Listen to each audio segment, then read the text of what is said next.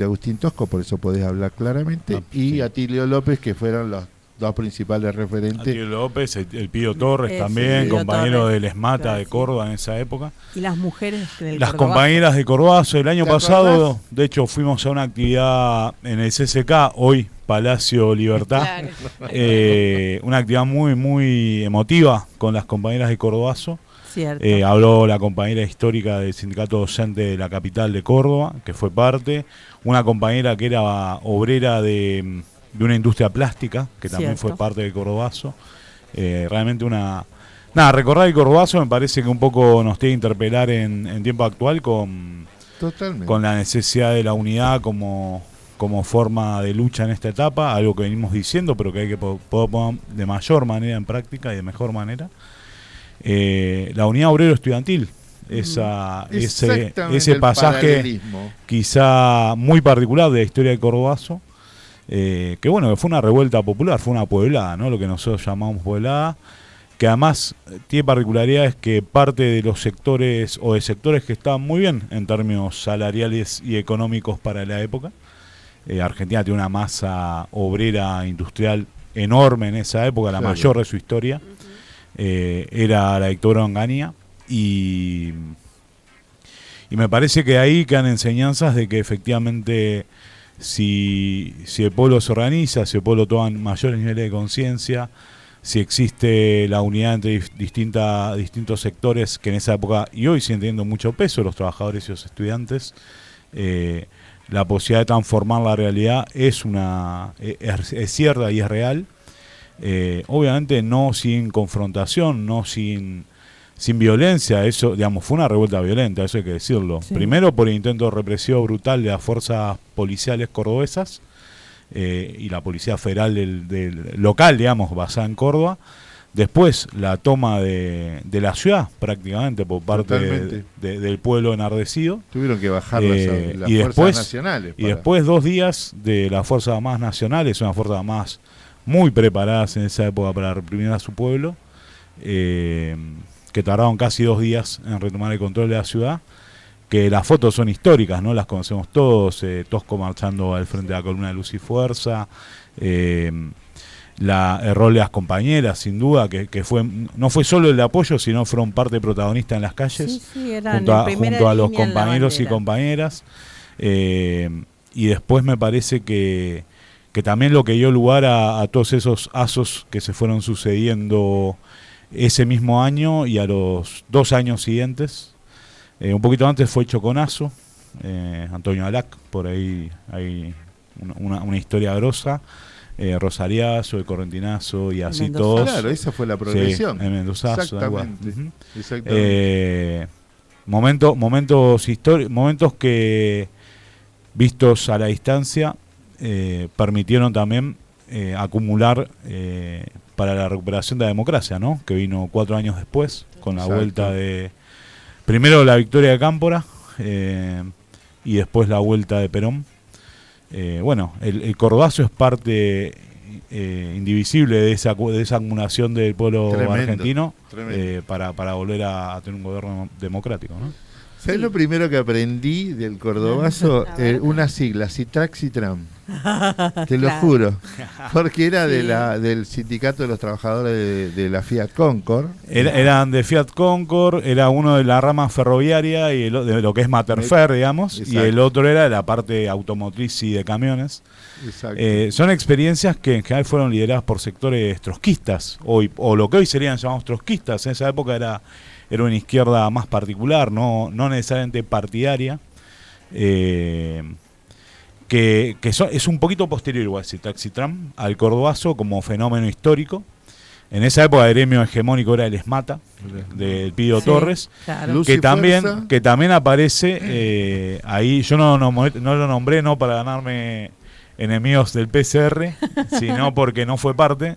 René Salamanca. René Claro, Salamanca claro. no es un dirigente en el Cordobazo, digamos.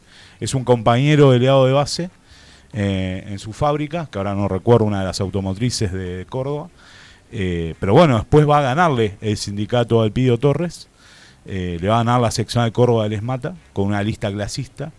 y va a ser uno de los grandes, sin duda, de la resistencia, de esos años de recuperación de la democracia, y además una víctima de ese momento bisagra de 75 hasta el golpe, donde bueno, la derecha de la AAA, con sectores de gobierno ya derechizados de Isabel Perón, Isabel, dije bien, ¿es Isabel? Sí, Isabel Perón. Pues siempre la pifio, chicos.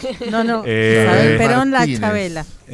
Y después, bueno, ya efectivamente la noche más oscura para nuestro pueblo fue la dictadura cívico-militar. Cierto. Bueno, habemos columnista de historia también. También, no, y con él, tampoco lo digo, hoy un 29 de mayo se recuerda el secuestro de Pedro Eugenio Aramburu. También. De Aramburu, sí, que pone sobre la mesa el conocimiento de la población la organización militar Montoneros. Así que bueno, hoy, con todo este raconto, tenía que decirlo, hay un muy buen trabajo de esos artículos sobre ese momento que después lo podemos publicar para que la gente comparta. Soñando pensaba una cosa, ¿no? Si pudiéramos unir así linealmente la movilización del 24 de enero y la movilización por la educación pública, tendríamos a los trabajadores y a los estudiantes en una masivísima movilización contra este modelo que es muy parecido al modelo de esa época. Totalmente, ¿no? totalmente. La diferencia es que los militares no gobiernan, sino que gobierna un gobierno electo democráticamente, pero en términos de cómo sea la opresión sobre los sectores populares, la definición de hambrear a los sectores más postergados, efectivamente tiene muchas similitudes con esa Vos sabés historia. que están así porque fue la revolución de la Revolución Argentina, que venía para quedarse 20 años. Absolutamente. Con el Cordobazo Calle asume el primer tipo que conozco en mi historia, Marcelo Livingston, un general sí, claro. bien peinado. Bueno, pero quiero esto, De gomina déjà vu nada más. Queríamos, porque lo planteó a la columna el temario de tal manera que digo, bueno, me voy a preparar, me faltan los pochoclos, pero tenemos el mate. Elecciones en Sudáfrica. Elecciones en Sudáfrica, Me sí, hizo sí. un pequeño Y adelanto ayer en la Hoy, charla de ley base. Esa ley de mierda, efectivamente, nos como dijo cruzamos el con diputado. Xavi y le comentaba un poco Senador Recalde. cómo venía la columna. Bueno, efectivamente, hoy hay elecciones en Sudáfrica, ya de hecho están culminando, son casi son un poco más de las 5 de la tarde en Sudáfrica. Es la primera vez en 30 años que el partido de gobierno, el partido de Mandela, el Congreso Nacional Africano, podría no llegar al 50% de los votos, y eso le impediría formar gobierno por sí mismo. O sea, que es lo que fue pasando en los últimos 6 procesos electorales. Ante eso, efectivamente, ¿cuáles son los ejes que planteó los grandes medios de comunicación, la derecha sudafricana e internacional, jugando una carta en un país que es fundador del BRICS? Ese es el dato que hay que tener, que es la tercera economía de África. Es un país riquísimo en oro, en minerales, en diamantes. En diamantes, efectivamente. Y también tiene una industria de defensa formidable. Y además es Sudáfrica. Y además es Sudáfrica. Es efectivamente, en clave geopolítico, era el emblema del apartheid, ¿no? El emblema del apartheid. Bueno, ahí si quieren hablamos un poquito del final del apartheid. La llegada de Mandela al poder implicó la ruptura del sistema político sudafricano. El Partido Nacional, que había gobernado desde 1948 hasta el 94, a los pocos años, a los 3 años, se autodisuelve. Efectivamente queda sin razón de ser. Un partido racista, blanco, boer o afrikaner, del sector de los ocupantes europeos originales de Sudáfrica, va perdiendo tal caudal de votos y de afiliados que efectivamente desaparece al poco tiempo. Y eso consolida la mayoría negra. El 70% de la población sudafricana es de origen negro. Hay una minoría muy importante también que estaba excluida por el apartheid, que eran los indios, sobre todo de la costa del mar Índico, de Durban, de esa todo zona. eso nativo. Todo eso nativo o por lo menos no blanco, digamos, porque el apartheid no discriminaba solo a los negros, sino a todas las minorías que no eran blancas o que no eran consideradas blancas. Era un régimen racial brutal, realmente brutal. De hecho no podían vivir ni siquiera en las ciudades, o sea, vivían en los guetos. Soweto es uno muy conocido, en Johannesburgo y demás. Pero bueno, el cimbronazo y la victoria de Mandela fue radical para ese país, cambió de por sí la estructura social y económica, Quizá lo único que Mandela no hizo, y que era algo que tenía temor la comunidad internacional en esa época, hace 30 años, era la revancha, ¿no? La revancha de la mayoría sobre las minorías. Algo que había pasado en Sudáfrica, en Zimbabue, país vecino, con Mugabe, un dirigente histórico del antiimperialismo en esa época, donde efectivamente sí, las mayorías negras tomaron venganza apropiándose de la tierra y con racias muy jodidas, con muertos, efectivamente asesinados y demás. Bueno, en Sudáfrica hubo un acuerdo, efectivamente, de que no iba a pasar eso, porque además era una economía pujante y sigue siéndolo, digamos. Eso sí que no cambió. Sudáfrica es una economía principal del continente africano. Mira. Y bueno, esa alianza que contiene también al partido de gobierno, pero también a la Central Obrera Sudafricana, Central Única, la COSATU, que son amigos. Tengo ahí varios compañeros y compañeras amigos, que hoy estuve hablando tempranito. Mira. Sí, y el secretario general del Sindicato de Empleados Públicos, NEJAU, es Sola Zapeta, que en algún momento fue diputado del Parlamento Sudafricano. Y también el Partido Comunista, que es una alianza tripartita. Esa es la alianza histórica de gobierno, que bueno, que hoy tiene que refrendar su dominio con ejes muy bien construidos por la derecha, que son la corrupción, obviamente, ¿no? La crisis económica y la inflación, o casualidad. Ay, me suena. Todo eso nos suena. Argentina 2024 es similar. Y el otro eje el otro eje concreto hay que terminar con 30 años de gobierno de Congreso Nacional Africano. Eran 12 años de kirchnerismo, eran mucho, ¿no? Ese era el punto. Y 70 años de peronismo también. Y 70 años de peronismo también, efectivamente. Esos son los ejes, son comunes, y también venía a cuento de Sudáfrica, porque nosotros tenemos que entender que lo que pasa en Argentina no es solo un fenómeno nacional, sino que es un fenómeno ni siquiera latinoamericano, es global. Hay una ofensiva de las derechas y de la ultraderecha, de nuevo tipo además, mucho más radical, mucho más violenta, que está empezando a hacer mella en los distintos países del mundo. Y si efectivamente lograran impedir el gobierno, yo creo que, lo digo concretamente, yo creo que el Congreso Nacional Africano va a ganar y va a terminar conformando gobierno con otros 2 espacios que ahora los menciono, pero aún así es la pérdida de la hegemonía por sí mismo de 30 años de gobierno.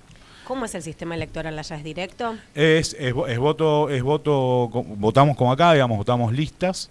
Lo que sí, el presidente sale del Parlamento. Okay. O sea, es un sistema parlamentario. Sí.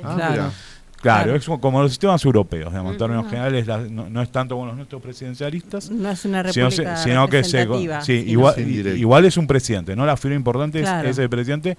En Europa en general son los primeros ministros, ¿no? Esa es la diferencia. Sí. Es como un mix ahí entre lo que nosotros conocemos y lo que es África. Es efectivamente, es Sudáfrica. ¿Y qué votas? ¿Electores entonces? No. Se vota candidaturas, se vota listas. Sí, claro.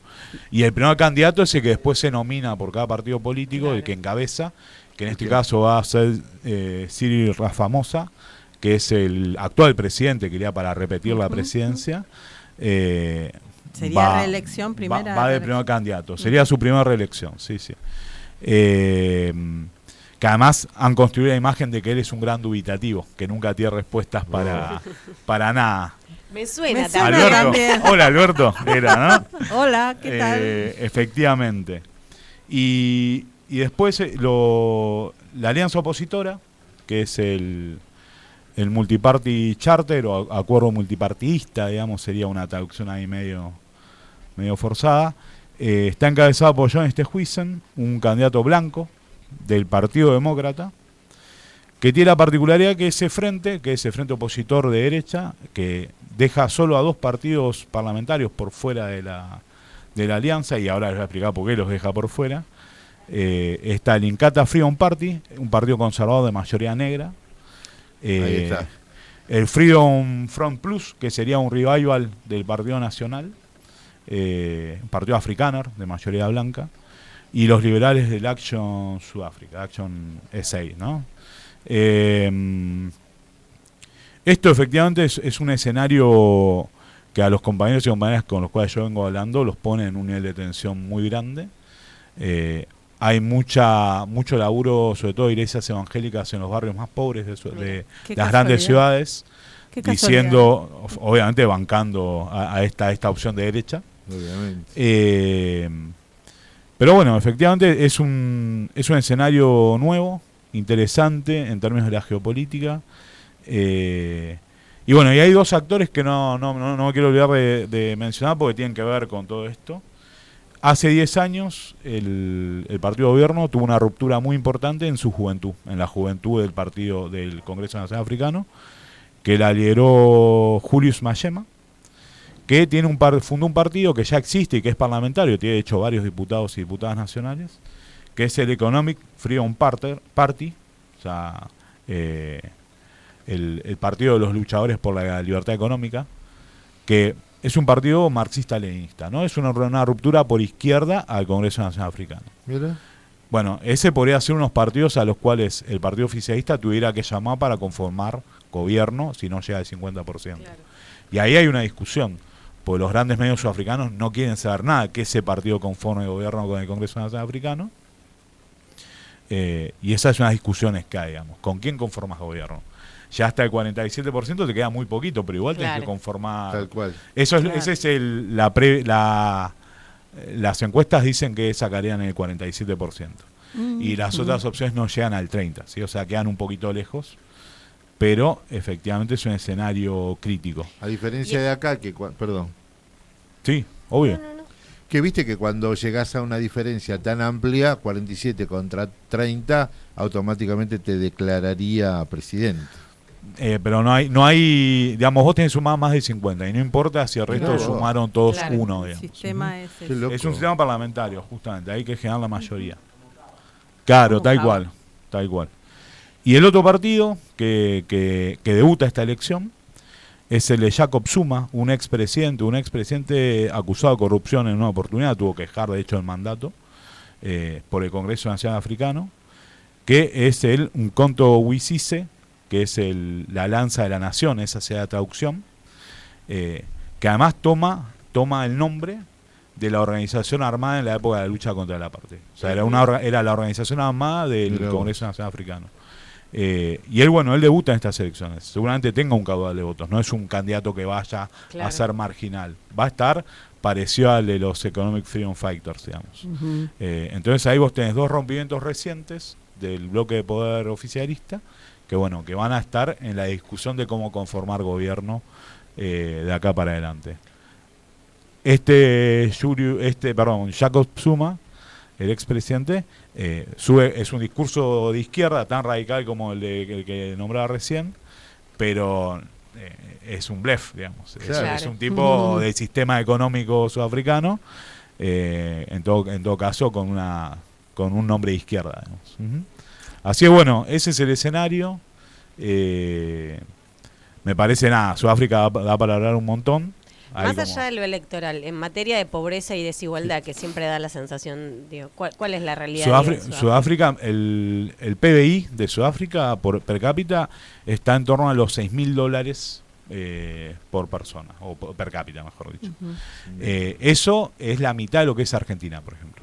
Claro. Pero es uno de los más altos de África. O sea, ese es siempre hay que tener el dato del entorno en el cual se desarrolla. Dijiste tercera economía, ¿cuáles serían las otras economías más fuertes? Las dos más grandes, lo que pasa son más grandes además por población, son Nigeria y Egipto.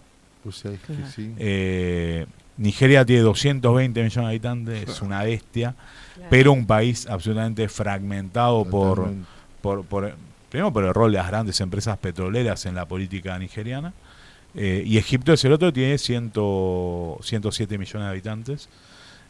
Sudáfrica tiene 62, más o menos para tener el dato. Son las economías más grandes, pero son muy similares en volumen total a la de Sudáfrica, que tiene mucha menos población. Ese es el dato que hay que tener siempre en cuenta. Un país más chico en población tiene una economía casi el mismo volumen que Nigeria, que tiene casi 4 veces más la población. Y Sudáfrica tiene mucho desarrollo tecnológico. Eso es algo, digamos, la desigualdad, es importante esto, la desigualdad de Sudáfrica como país es algo que no se resolvió en la llegada de la democracia, y ese es uno de los reclamos de los sectores populares. Está bien con la democracia y además hay una realidad. Los que lucharon por el fin del apartheid y los blancos, que eran parte del apartheid, hoy ya son gente grande. Claro. De hecho, muchos hasta fallecieron, ya no Mandela, están. Claro, Mandela sería el caso principal. El ícono. No son parte hoy de la disputa política de la sociedad sudafricana. Y de hecho, veía informes de la televisión francesa y como los negros te dicen seguimos siendo pobres y eso es un problema, no seguimos accediendo a la vivienda, a la tierra. Y los blancos dicen, nosotros con el apartheid no tenemos nada que ver. O sea, es algo que nos contaron nuestros abuelos, nuestros padres. No hay como una decisión histórica. Que yo ahí lo que podría decir a modo de crítica al proceso del Congreso Nacional Africano es que nunca hubo una política de memoria, verdad y justicia en Sudáfrica. Claro. Los que fueron parte del apartheid siguieron viviendo su vida sin ser juzgados. Incluso fueron juzgados algunos de los que lucharon contra el apartheid y no efectivamente los que perpetraban desde el Estado ese estado de segregación. Voy a hacer una preguntonta. No, obvio, bienvenidas las preguntas. ¿Cómo vive? Vos decís que, por tu experiencia, conocimiento, vos decís que está consolidado esta sociedad moderna en África. Yo te voy a poner un caso. Zimbabue. Sí. ¿No? Gran productor tabacalero. Cuando ellos se van, nosotros ocupamos ese lugar en la exportación tabacalera. Bueno, lo conocemos. Pero ¿cómo influye todavía en África el tribalismo? Bueno, la convivencia con esos espacios todavía. Sí, de hecho el caso sudafricano es particular, porque fue una colonia muy importante desde hace muchos años. Bueno, la guerra de los Boers en 1900 del Imperio Británico contra los primeros ocupantes blancos de origen holandés antiguo, digamos. Sí. Tremendo. Sí, una guerra interesante. Tremenda guerra. Terrible guerra, con masacres, obvio, heavy metal. Entonces la presencia del Estado colonial primero, y después de después de la Segunda Guerra Mundial, medio que es por su misma contribución al esfuerzo de guerra británico, de Sudáfrica en ese momento, y además por la generación del apartheid. O sea, efectivamente la centralización del Estado es muy importante durante la segunda parte del siglo XX. Y además la segregación lo que fomentó es que primero que si vivías en un entorno urbano o periurbano, no había división tribal, digamos. Sí la había en los territorios del interior. Había algo que se decían batustanes, que eran como decir una mini provincia, que eran como grandes concentraciones donde teóricamente los negros y esas distintas etnias, tribus, se les respetaban sus derechos, ¿no? Tenían su gobierno, claro, pero no podían desarrollar nada por fuera de ahí, o sea, salían de ahí y perdían todos los derechos, o sea, eran lugares segregados, o sea, entonces, pero igual, la centralidad del Estado a lo largo de todo ese tiempo, el apartheid como fenómeno durante casi medio siglo, hace que en Sudáfrica la discusión tribal sea relativamente secundaria, ¿sí? Está bien. Tiene más que ver con una cuestión de política nacional general. En el mundo, la imagen de África es la del continente pobre, ¿no? Digo, Tal nos han cual, formado con esa idea. Sin embargo, cuando uno empieza a estudiar y a entender y a mirar lo que ha venido sucediendo en la historia de todo el continente, es primero el saqueo de parte de los blancos de ese continente. El saqueo porque los infinitos recursos naturales, recursos propios de riqueza potencial, los tenían ahí y había una cultura, digamos, tribal, como dice el compañero Walter, que fue pasada por arriba en ese plan de conquista de la Europa, sobre todo cuando se hace la división marina, Portugal, Inglaterra, con situaciones, vos hablabas de la guerra de los Boers y los ingleses, situaciones salvajes. Sí, claro. ¿No? Digo, esta cuestión del continente africano como lo pobre, lo negro, lo salvaje. No, bueno, era todo lo contrario. Era todo lo contrario. De hecho, la edición original a fines del siglo XIX de África, por parte de las potencias coloniales, imperiales, no toma bajo ningún punto de vista a las etnias que vivían, a las religiones que convivían ya en esa época. Ya había musulmanes, había cristianos muy antiguos en Etiopía, por ejemplo. Sí. Hay historias muy importantes, muy interesantes de todo eso. Solo tuvo en cuenta el saqueo, digamos, el quedarse con los recursos naturales, minerales de los distintos territorios, y eso conllevó a que después, a la hora de las independencias de esos países, los conflictos étnicos estuvieran a la orden del día y fueron muy, muy brutales. Cuando te nombraron de Zimbabue, viste que cada tanto se matan prolijamente entre ellos, ¿viste? No, la discusión de las etnias. Bueno, los Hutus y Tutsis, que en fueron Ruanda, los recientes, en Ruanda. Tal cual, sí.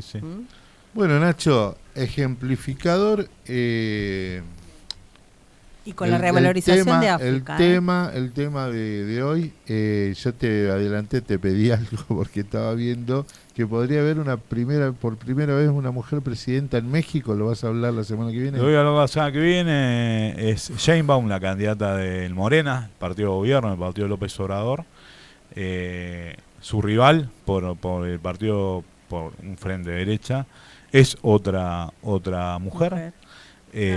Sí, que ahora se me fue el nombre. O sea que es mujer o mujer. Es mujer o mujer, va a ser la primera vez en la historia mexicana que acceda al poder una mujer. Igual todo indicaría que Sheinbaum tiene ventaja. Todas las encuestas le dan muy bien como para ganar en primera vuelta. Claro. Ahí hubo algunas situaciones de violencia en las campañas, bastante ásperas. Pero bueno, es la segunda economía más importante de América Latina. Es el país de habla hispana con más población del mundo. Un vecino de Estados Unidos que se está viendo beneficiado de la guerra en Europa y el tema con Taiwán y China. Lo que más creció en el último año en México es la producción de bienes industriales manufacturados. Hay todo un fenómeno ahí. Estados Unidos está empezando a ver que podría reemplazar gran parte de la producción industrial en China de bienes de consumo por México. Entonces hay como un boom económico. ¿Es cierto que México está pensando en un canal alternativo a Panamá? Hubo algo de eso, no es tan fácil. No, obviamente. Digamos, Nicaragua lo intentó incluso con financiamiento ruso hace 10 años y los yanquis se ocuparon de decirle, che, si haces esto. Se pudre todo. Se pudre todo, claro. Bueno, sí. Faltan capitalistas, ¿no? Faltan capitalistas. La candidata de AMLO dicen que está a la izquierda de AMLO también. Sí, bien. Para mí hay... Del actual presidente. Sí, efectivamente es una mujer de izquierda, es una política de izquierda. Viene del ámbito académico, viene de la UNAM, de la Universidad Nacional Autónoma de México, tiene toda su trayectoria académica en ese ámbito y fue la alcaldesa del DF, tiene un antecedente importante como experiencia política. Así que sí, la tensión es que no es la líder carismática, es en todo caso quien impone el líder, que sigue siendo AMLO. Eso hay que... un poco yo decía que la otra vez lo charlaba, me acuerdo, con un compañero, que la tensión ahí es la que hoy está pasando quizá con Lucho y Evo en Bolivia. O sea, claro. Donde el dirigente principal, que se tuvo que exiliar, porque si no era boleta, que fue Evo, y quien sin duda el pueblo boliviano sigue ratificando como su líder, o sectores mayoritarios, entró en una contradicción muy fuerte a la hora de dirimir candidaturas con el presidente de la Nación, que es de tu mismo partido, ¿no? Claro. Eso es que es un tecnócrata, además, digamos, comparativamente Lucho es un tipo del mundo de la economía. Bueno, Nacho, ya dijiste, la dejaste picando ahí. México. El jueves, el miércoles hablamos de México, al cual siempre le ganamos en partidos de mundiales. Sí, pobres mexicanos, siempre creen que nos van a ganar, no nos van a ganar en términos generales nunca. Continúo viendo las transmisiones de eso del mundial. Hay uno que es muy grotesco, muy mala esa persona. Uno de barba candado, muy mala persona. El primer partido de este mundial no nos lo ganó México. No arrancamos perdiendo el mundial. Con Arabia. ¿Era Arabia? Era Arabia Saudita. Cualquiera. Un partido. Segundo. Un partido para olvidar. Igual, Ponele. chicos, yo soy cero fútbol. O sea, No, este es voy a rugby. decir algo más. Sudáfrica es el mejor equipo de rugby del mundo y Totalmente. y muchos de mis ídolos provienen de ese equipo. O sea, te Springbok. gusta el rugby, no el fútbol. ¿Vos viste No, entonces jugué a rugby, claro. Ah, Sí, sí. cómo era la película rugby. del primer mundial de... Bueno, no lo dije, Invictus. Una buena película, medio idealizada, pero Bueno, una buena pero- película para comprender esa etapa de transición.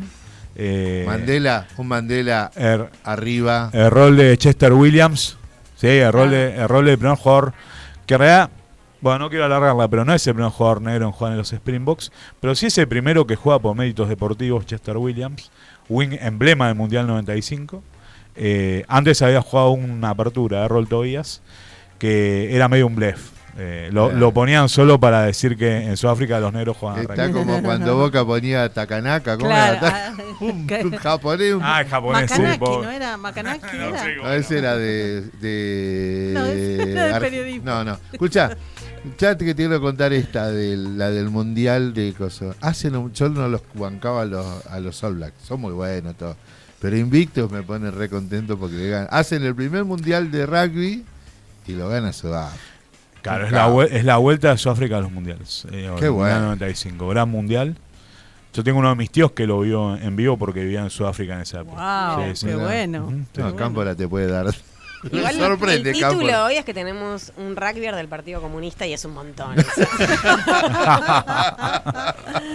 Muy bueno. Hagan el ejercicio en YouTube de mirar el partido de Argentina-México Mundial 2022 por los mexicanos. No, llorás de la risa todo el tiempo. Terrible. Gracias, Gracias, chicos. Nachito. Gracias, Nacho. Algún día van a ganar, por supuesto. Vamos.